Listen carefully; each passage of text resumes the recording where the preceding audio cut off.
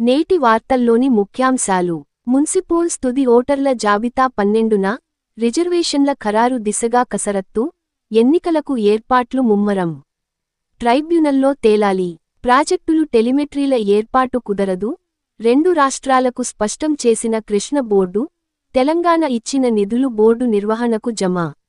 ఐటిల్లో అమ్మ భాష, బీటెక్ తొలి సెమిస్టర్ కోరుకున్న మాధ్యమంలో చదువుకునే వెసులుబాటు, సిలబస్ ప్రక్షాళన, 56వ ఐటి కౌన్సిల్ నిర్ణయాలు.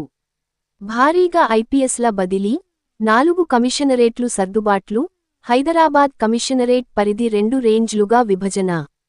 ఏసీబీ వలలో ఒకేరోజు 4 పట్టుబడినారు. ఎంపీడీఓ, ఎంపీఓ, పంచాయతీ కార్యదర్శి, ఎండోమెంట్ ఇన్స్పెక్టర్.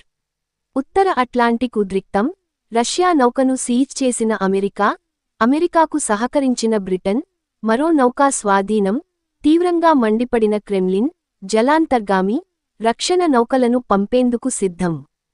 క్రీడా వార్తలు. మలేషియా ఓపెన్ ప్రపంచ టూర్ సూపర్ 1000 టోర్నీలో భారత star shuttler PV Sindhu pre quarter ఫైనల్లోకి ప్రవేశించింది. నేటి సూక్తి. రాకూడదనిది విరక్తి, ఉండాల్సింది ఓపిక. ఆరోగ్య చిట్కా. కొబ్బరి నీళ్లు తాగితే నోటి అల్సర్స్ తగ్గుతాయి. నిన్నటి జీకే ప్రశ్న.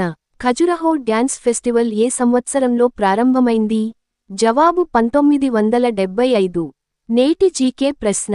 ఎయిమ్స్ ఆధునీకరణకు నాయకత్వం వహిస్తున్న ఆర్గనైజేషన్ పేరేంటి? నేటి జీకే ప్రశ్న. ఎయిమ్స్ ఆధునీకరణకు నాయకత్వం వహిస్తున్న ఆర్గనైజేషన్ పేరేంటి?